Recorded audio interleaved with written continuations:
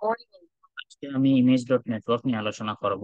Image dot network মানেটা হচ্ছে network থেকে কোনো লিংক এনে সেই লিংকটা যদি আপনি এই কোটেশনের ভিতরে কপি করে দেন, পেস্ট করে দেন, সরি, লিংকটা কপি করে এনে যদি আপনি এখানে পেস্ট করে দেন, তাহলে ওই নেটওয়ার্ক ইমেজটা আপনার অ্যাপ্লিকেশনে শো হবে। তো সেটা করার জন্য ইমেজ ডট নেটওয়ার্ক ইউজ করা হয়। নেটওয়ার্ক ওয়ার্ড দ্বারাই বোঝা যাচ্ছে কি নেটওয়ার্ক থেকে কোনো বিষয় আসবে, রাইট?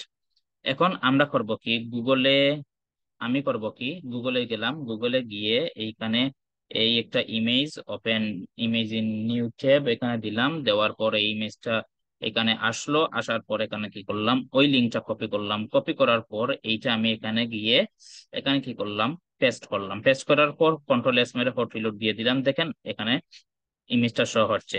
এখন এখানে আরেকটা বিষয় বলে নেই, কন্ট্রোল এস, যদি আমি যদি কোনো লিঙ্ক না দেই তাহলে এইরকম শো করাবে, যদি আমি লিঙ্ক দেই তাহলে হবে কি, কন্ট্রোল এস দিয়ে দিলাম, তাহলে ইমেজটা শো হচ্ছে। এখানে আরেকটা বিষয় বলে নিচ্ছি, এই ইমেজে হয়তো কোনো রিস্ট্রিকশন নাই। আপনারা যদি কোনো নেটওয়ার্ক থেকে কোনো ইমেজ ব্যবহার করেন, তাহলে ওই ইমেজটা চেক করে নিবেন রেস্ট্রিকশন আছে কিনা। না, যদি রেস্ট্রিকশন থাকে, যদি পারমিশন না থাকে ইউজ করার তাদের অনুমতি ছাড়া, তাহলে ইউজ করবেন না। যদি পারমিশন থাকে ইউজ করার তাহলে করবেন, কিন্তু আহ আমরা যদি নিজেদের কোনো নেটওয়ার্ক থাকে, নিজের ইন্ডাস্ট্রির বা নিজের প্রজেক্টের কোনো নেটওয়ার্ক থাকে, সেই নেটওয়ার্কের আমি যদি কি করি, ইমেজ যদি শো করাতে চাই, তাহলে করব কি, তাহলে এরকম লিংক এনে এখানে নেটওয়ার্কের ভিতরে আমরা ইয়ে করে ফেলবো, দিয়ে দিব। তো এইভাবে ইমেজ ডট নেটওয়ার্কের ইউজ কেস। এখন যদি চাই এই ইমেজের হাইট উইট আমরা বাড়াতে, তাহলে সেটাও করতে পারি।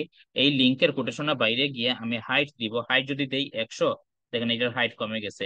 এখন যদি হাইটটা যদি 150 দেই, হাইটটা বেড়ে গেছে। একইভাবে আমরা উইডটা যদি 50 করি, দেখেন উইড কমে গেছে।